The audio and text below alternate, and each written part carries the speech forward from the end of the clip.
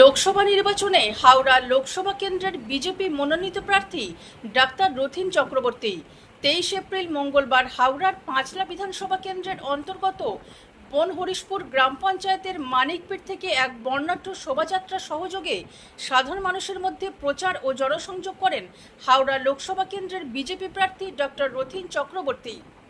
মঙ্গলবার প্রচার শুরু হয় পাঁচলার মানিকপীঠ থেকে। এই শোভাযাত্রা পাঁচলার বনহরিশপুর গ্রাম পঞ্চায়েত, জলা বিশ্বনাথপুর গ্রাম পঞ্চায়েত ও ইসলামপুর গ্রাম পঞ্চায়েতের একাধিক এলাকায় নির্বাচনী প্রচার চালান প্রার্থী।